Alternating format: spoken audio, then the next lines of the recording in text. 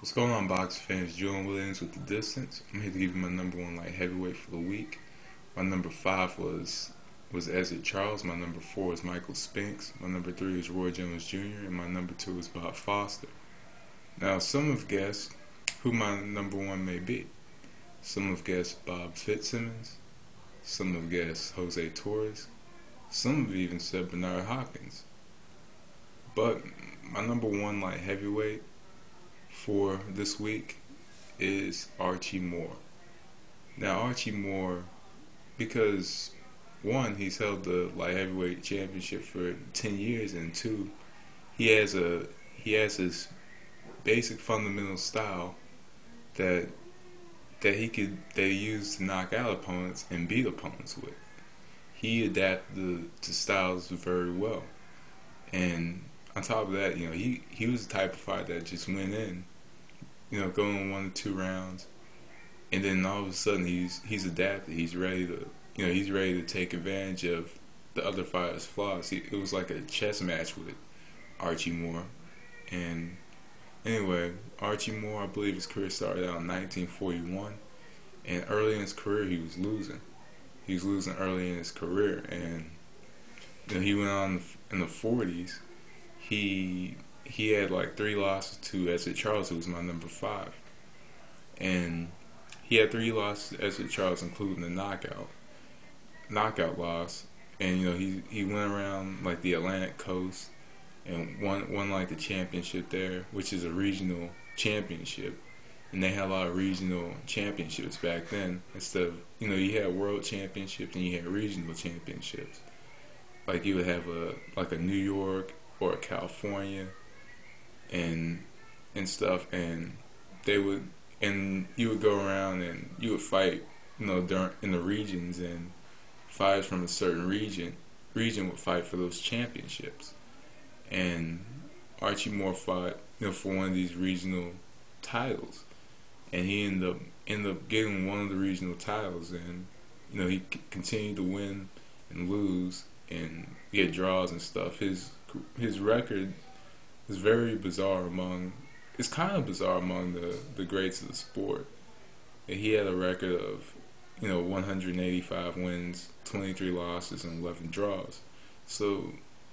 But basically, he was going around and he just kept fighting. He kept fighting, and then all of a sudden, in the 50s, he won the light heavyweight championship, beat Joey Maxim for the championship. And many people know Joey Maxim because he defeated Sugar Ray Robinson when he was exhausted. And Sugar Ray Robinson is among pound for pound the greatest fighter of all time in a lot of people's book, including mine. But he defeated Joey Maxim, and he went on and later had a very successful reign as a light heavyweight champion. And Archie Moore, had this style that was very difficult to fight against. He had kind of this shoulder roll type style. He slipped punches very well. Like fighters would throw their shots, and he would just slip punches or dodge punches very well, because if you look at it, him and Floyd Mayweather Jr. have kind of the same style. Archie Moore liked to stay in the pocket, but there were times he fought outside the pocket, but see, he stayed in the pocket at times, and when you threw shots, he would just roll his shoulder and move his head.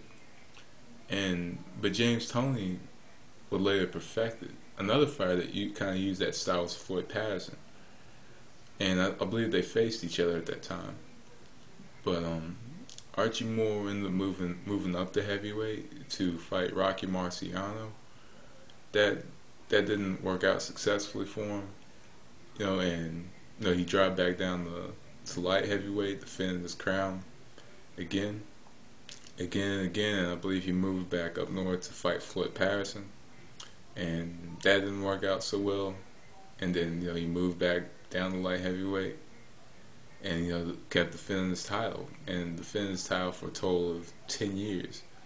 Kept the belt, and he faced Muhammad Ali in 1962, I believe, 61 or 62, and took another loss to who would later become one of the greatest fighters of all time.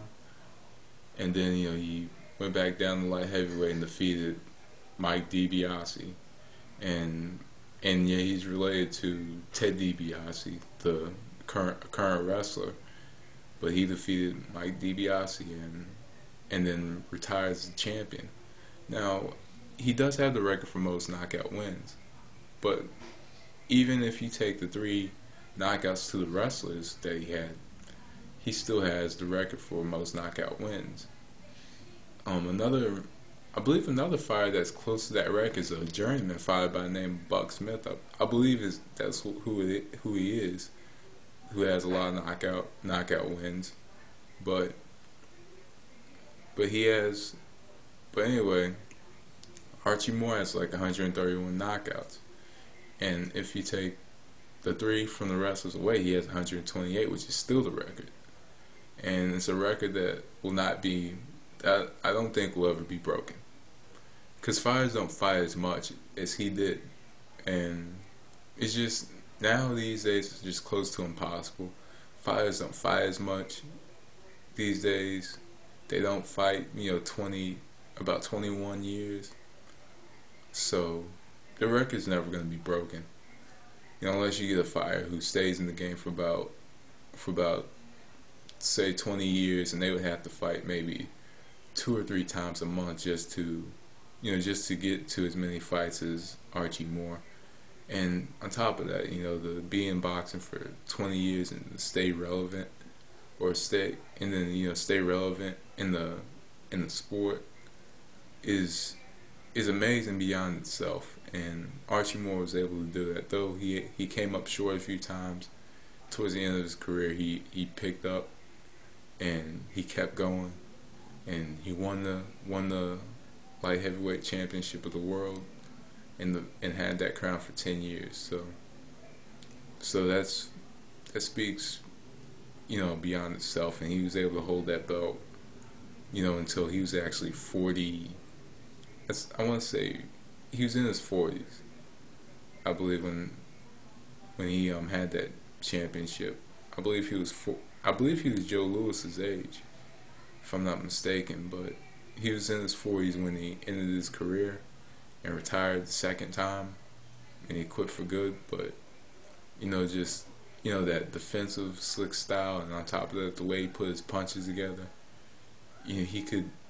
his defense is trouble for everybody on my list, even possibly even Bob Foster. But I can't put Bob Foster at number 1 because he did have kind of a reign of terror at light heavyweight, but he didn't hold the crown for 10 years. Or he didn't have as long of a reign as Archie Moore. And I think Archie Moore is a little more fundamentally sound than Bob Foster. But anyway, that was my number 1 light heavyweight for the week, Archie Moore. He held the championship for 10 years and was one of the greatest boxers of all time. But anyway, that's my number 1. Thanks for watching. Peace.